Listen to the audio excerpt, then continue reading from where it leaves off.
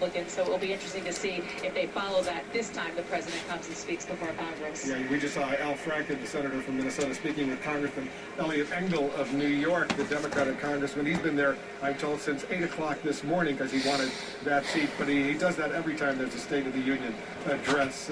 John King is here. He's watching all of this. John, you and I and some other television anchors, we had a chance to have lunch over at the White House today with the President of the United States, and give our viewers a sense of what you emerged from that luncheon with getting ready for the speech tonight. It's a fascinating moment for the President. On the one hand, Wolf, he doesn't think that he's governed too much from the left, which is the chief Republican criticism. He doesn't think that the public has rejected the specifics of his agenda in any big way. He doesn't think people in the country think that he's too soft on terrorism, giving them Miranda rights, putting them in the federal court system as opposed to at Guantanamo Bay, Cuba. And he doesn't think that people have turned on him in the sense that they still believe, in his view, that he's on their side when it comes to their economic struggles. And yet, when you talk to the Republicans, including Leader Boehner, I was also at that breakfast this morning, they have completely the opposite view. They say they believe the voters think he is governing too much from the left, that he is too soft when it comes to terrorism, and that he has lost touch with them on jobs and the economy and their economic distress. So we have this remarkable contrast. Elections are about choices. There are pretty clear choices in this midterm election year, and the president will go into that chamber in such a different position than a year ago when he first came to office. This is the first official State of the Union. But in political Washington, he could do no wrong then, and his critics were afraid to challenge him. Now the Republicans, especially after Massachusetts, feel that don't run against him personally. That's their message. Don't criticize him personally, but they have no qualms at all about running against the specifics of just about everything he will propose tonight. Well, I just want to give him a warning. Excuse me, Mr. Vice President.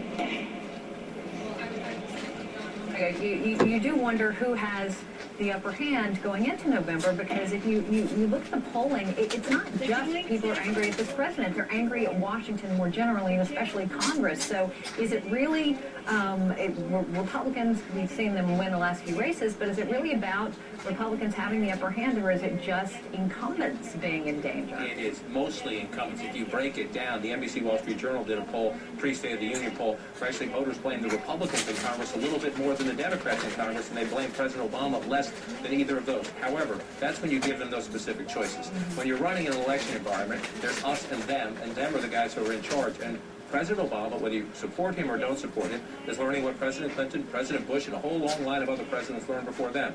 Once you take that desk and you take the Oval Office, if people are mad, the way the president views it is 10% of the American people are unemployed. Your house has lost $50,000 or $100,000 in its value. And the pollster calls and says, so how's the president doing? What are you going to say? When you're having trouble sending your kid to college, you're worried about your mortgage, you say, well, not so good, thank you, and you hang up the phone. And that's forget the specifics from it. That's the big environment he's in. And then you debate, can he rescue health care? Can he do something about jobs? Is it time to talk about energy or immigration? But the big tide in the country is people thinking that they are lost in this economy or struggling in this economy, watching their states cut spending, their school districts cut spending, their mayor cut spending, and they look at Washington and they say, how come you haven't made any of the sacrifices that I have had to make around the kitchen table with my family and that everybody in my community is making? And when we look back on the first year of Obama, the question may be, why did this popular president contract out his most important part of his agenda, health care reform, to two people who are very unpopular, which is Harry Reid and Nancy Pelosi, and then subcontracted out to Max Baucus, a senator from the state of Montana, instead of taking the leadership role himself? He's the popular one.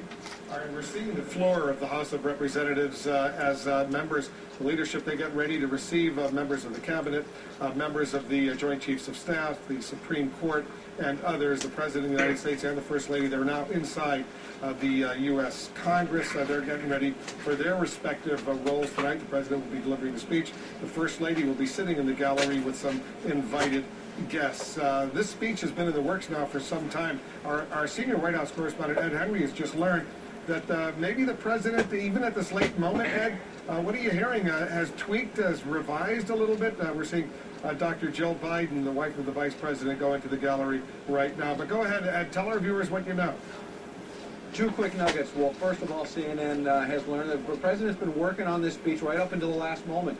Talked to a couple of top White House aides who say they haven't really seen a working draft of this speech since about noon Eastern time today. We were supposed to get an embargoed copy of the entire address about 8:30 Eastern. That has obviously passed more than 25 minutes ago.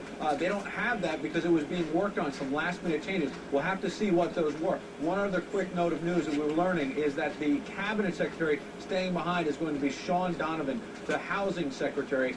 This is a security measure to make sure, God forbid, as you mentioned, there's some sort of catastrophic event, that there would be a cabinet secretary away from this site, away from the Capitol, so that that person could help lead a new government, number one. Secondly, as you know, there's also some members of Congress who, post 9/11, now stay behind as well, so that you can reconvene Congress, as you mentioned, a continuity of government. So it's going to be Sean Donovan, the housing secretary, we're learning from senior officials. Yeah, so Sean Donovan will be not inside the chamber, and as I mentioned, the Secretary of State Hillary Clinton is not there either. She's in London at a conference. We're looking at members of the Joint Chiefs of Staff now. The Marine Commandant, you saw him there on the right, General Connolly. And if you're still there, do you know some of the people that the First Lady has invited to be sitting up in the gallery with her, who we can anticipate will be there up in the gallery? Yeah, I don't have all the names in front of me, but some of them include the Haitian ambassador to the U.S., for example, that you've had on the Situation Room. Obviously, the president is going to make a big nod to the people of Haiti and talk about the U.S. role there in trying to rebuild that nation torn apart.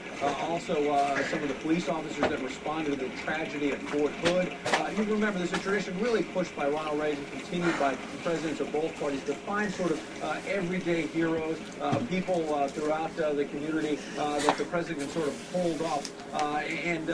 You can see in some of the excerpts, this president is going to have a sort of an optimistic tone. We're told by senior officials he's not going to have a chastened tone like Bill Clinton in 1995 coming out of that special election loss. He's not going to be, sort of putting his head in the sand. He's going to try to be optimistic and say that while there's a lot of difficulties, he still thinks, obviously, best days are ahead. All right, Ed, stand by. By the way, you saw the introduction of the most senior, the dean of the diplomatic corps. That's the ambassador of the Republic of Djibouti, and you saw the chief of protocol. Well, people are amassing and coming together the dean of the diplomatic for the State Carisha of Marshall, the the chief Union. of protocol. They're about to introduce members of the Supreme Court. Barack Obama is said to have been polishing his speech up into We'll see how many of them show up. There are 9 members of the last Supreme minute Court, as you know, and not all of them always come in. The narrator of the news is coming. People are gathering, The Chief Justice and the Associate Justices awaiting the State of the Union speech by Barack Obama, President of the United We'll States. be hearing more from Barry Sullivan, Majority Floor Services Chief Campbell, as we see members of the Supreme Court, John Roberts, the Chief Justice, walk in. It's a moment to reflect that all branches of the U.S. government are here. All branches of the U.S. government are We're also there. getting a little bit of guidance, Wolf, now that the speech is running the Supreme about Court 70 entering the minutes, between House 70 to 75 minutes with applause. on Capitol Hill. But that All does seem, happening I think, a little longer than on Capitol is Hill. normal. Except maybe you're thinking back to some of Bill Clinton's speeches that were notoriously lengthy. Our short speech making is over. There's